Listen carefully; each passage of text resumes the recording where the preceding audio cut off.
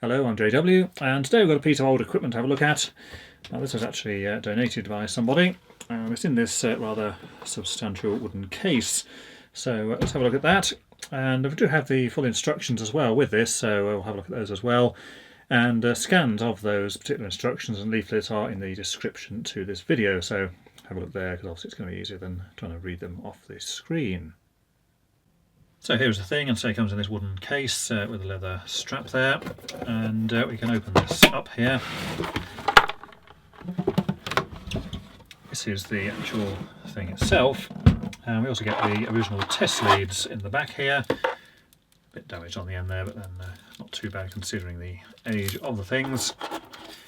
Also has this label inside with just a number and 9 volts on it, which doesn't really make a huge amount of sense to go with this, but nevertheless that is in there.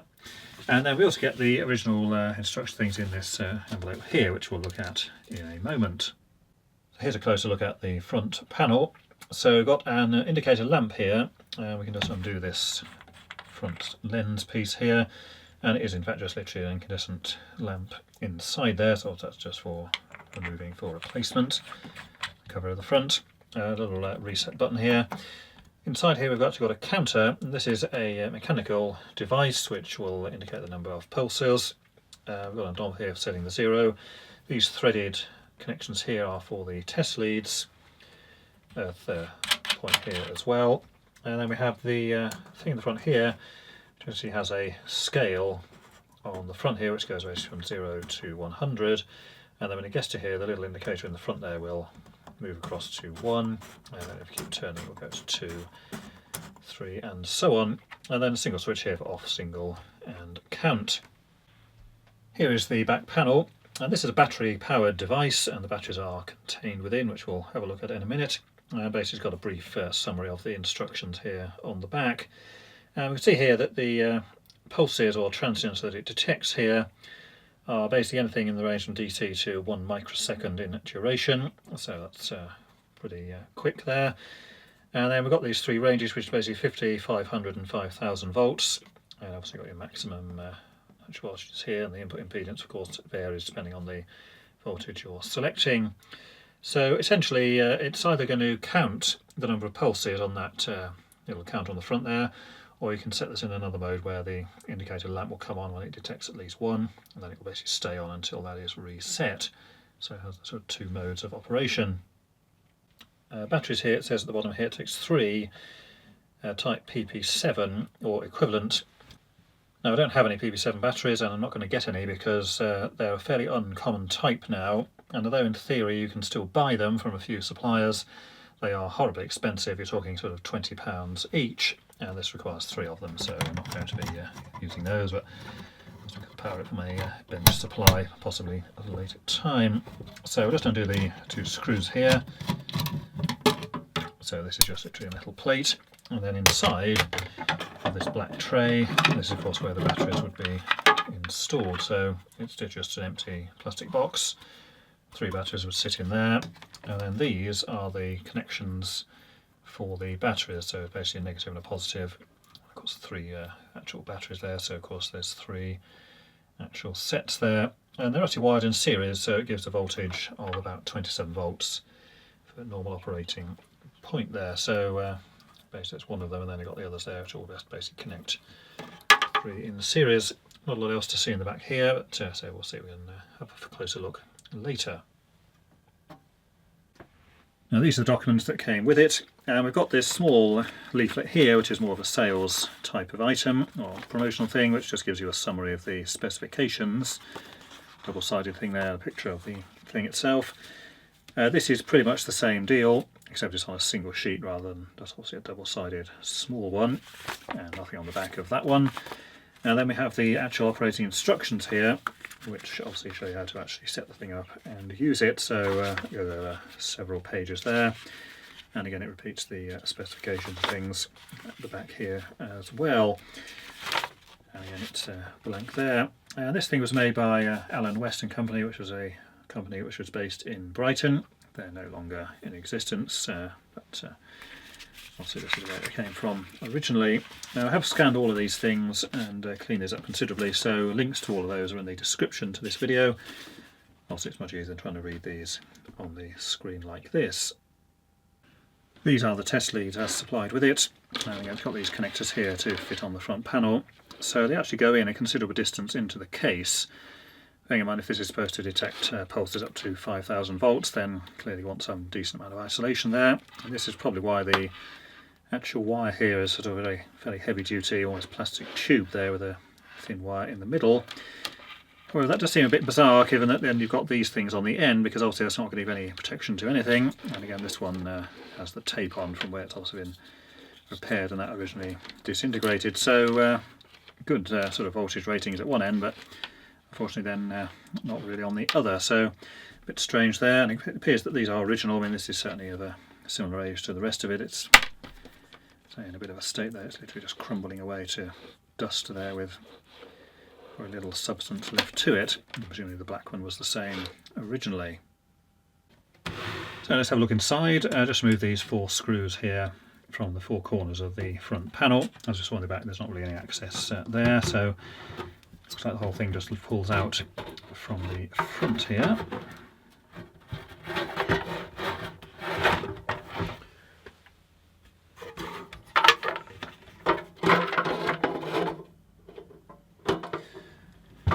Yeah, there's actually a wire here on the left side which just about fits past there. That's actually the battery lead. So in terms of the case there, it is actually just an empty box with the 2 metal pieces on either end, and it's got these plastic bits at the bottom for the main thing to sit onto. So that's the battery end and that's the front panel there.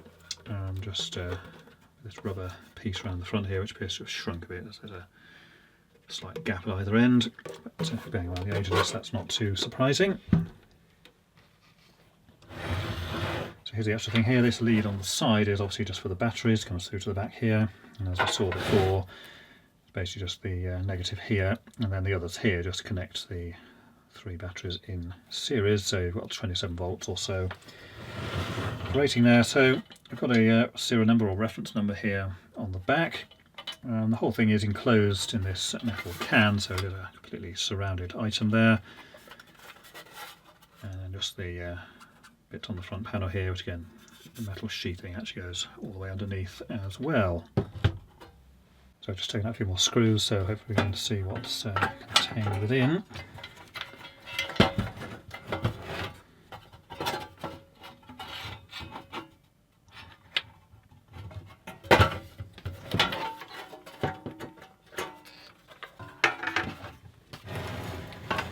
So there we have the inside, so it's just this metal piece here. That one sort of just fits over the bottom to make a complete enclosure.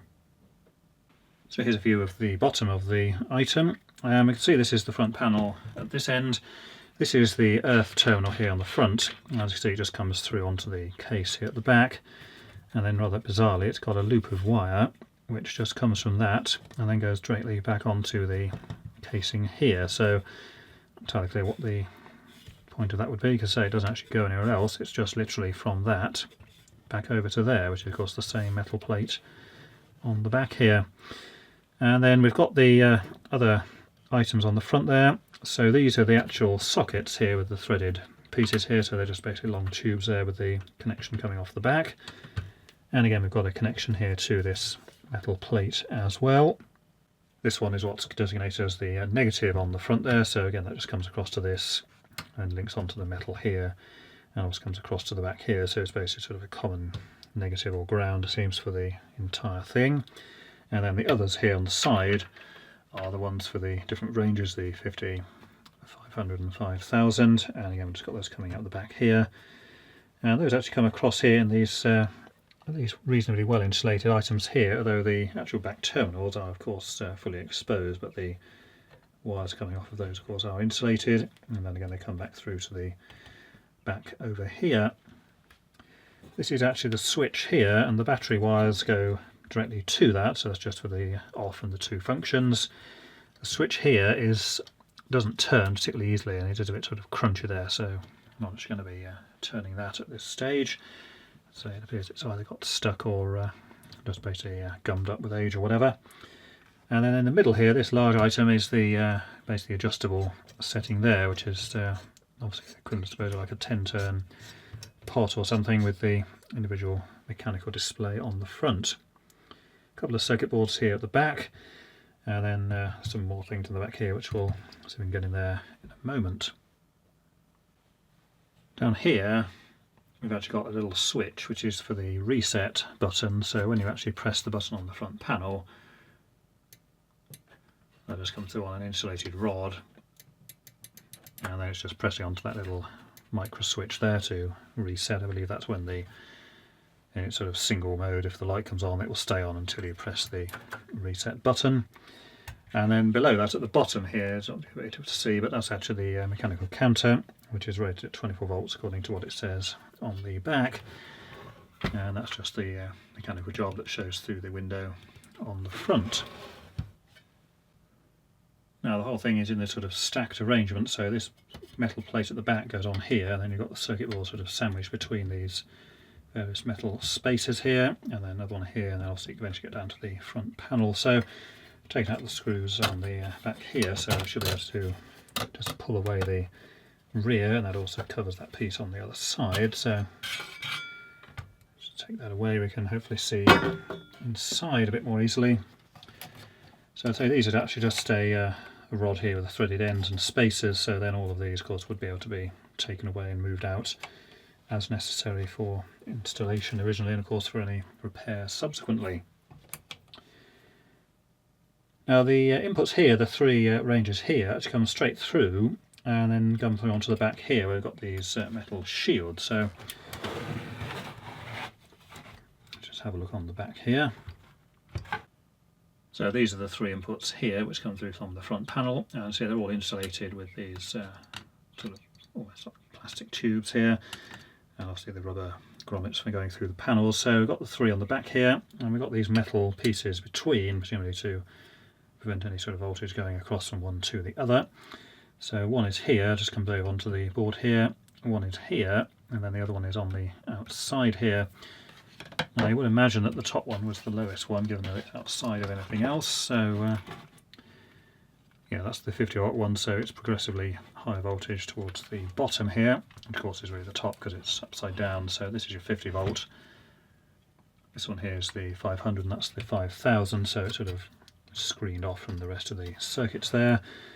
And then inside here we've basically got a large resistor here, and obviously a slightly smaller one in there, and then presumably this doesn't actually have one, and hence the different input impedances, because obviously you've got your different resistors in there. So this is a 1 meg ohm, and then this one 10.3 meg ohms, and then of course that one doesn't appear to have one, so hence the higher voltage, the greater the input impedance, as it's presumably just going straight via the resistor there. And we've also got this thing here, which is either a capacitor or some sort of surge suppressing type device. These three here, which presumably are adjustable resistors there. And then on this side we've got a couple more resistors there, 70k, and that one is 33, and these are all actually marked as at 1%. Now of course 1% resistors are fairly common now, but at the time they would have been fairly pricey and expensive parts. A few capacitors there. Rather bizarre sort of double stacked arrangement here with the one on the top as well, and then a couple of smaller ones there also. So the bit at the back here is where the high voltage spikes will come in. It's basically straight to the front panel onto the back here. This second board here appears to have nothing on it apart from this single connection, which is what sort of goes to the negative, so it's presumably just as a screen or sort of ground plane type of arrangement. And then the third panel here is the one with all of the components on. It's all passive stuff there, of course. There's no microcontrollers or anything in this thing, it's far too old. So that's basically the main circuit board there. And then we've got another piece here which is actually metal, and again these are all linked together with the basically the negative terminal there, so it's all sort of screened from itself in various stages, and of course by the can on the outside. And then all we've got in the front here is basically essentially the front panel controls, the little mechanical counter, the 10-turn resistor or pot or whatever it is thing there, and then the main switch with a few resistors attached on the back. Now we're not really going to get in here without dismantling this, and that will also involve probably unsoldering some of these connections here, which I don't really want to do. Although you say, well, we've got this thing here which is actually broken off, and it would have originally been connected here on the back. Now that wasn't something I've just busted off, because that was already like that when we opened it, so not entirely clear how long it's been in that state. No, we're also going to fix that back later. But the actual circuitry in the middle here, there's not actually a whole lot in there, as we get a closer view in there. So here's a view from one side, and we can see inside there's only really a lot of resistors here on this side, a couple of diodes here, and then we've got some larger capacitors over there. So again, not a whole lot really in there. And then we have a look from the side here. Again, we can just see the end of all of those resistors there, another capacitor on the side, and then these here are the three things that come from the front panel with the spikes and whatever to the circuit board on the back. This is a view from the other side again. We can see the end of those two large electrolytic capacitors there, and again the middle board there is just pretty much just resistors there, and we've got two on the front here. These appear to be variable resistors of some kind, so one at each side, and we've got a few wires coming through here from the front panel items as well.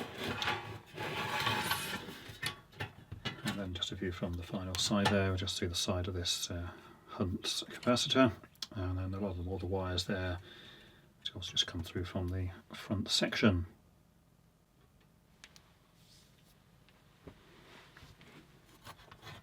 Here's a view from the top, and this large piece here is the mechanical counter which shows the window on the front, so it's basically going through the plate at the back here and it's fixed down to this metal piece at the back here. This here is the adjustment, so again it's just giving another variable resistor with one sort of fixed across the back. And then the what appears to be a 10-turn type of item in the bottom there. And we just see in there that it's made by Colvin Limited of Romford, made in England, because obviously this whole thing was. Doesn't have any obvious markings on the back there. They presumably would have been either written or printed on that grey section there, but can't actually see what we've got there. But it is just going to be basically a variable resistor with the two terminals here. It's got another piece of wire there, presumably for the negative or a common connection.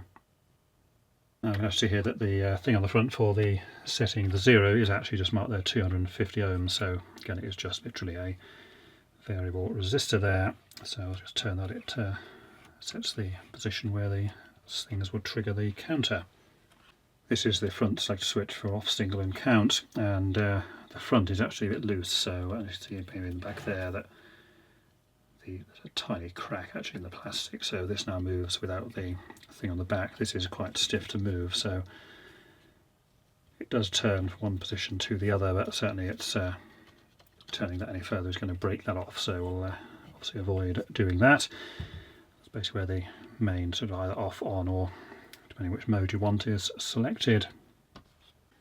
So let's look there at the Spiketector, and say it does have the original documents with it, though it's not entirely clear exactly who or where this thing would have been used, as say the instructions are a bit vague in regards to exactly what its main purpose would be for. Nevertheless, it does seem to be in pretty decent condition.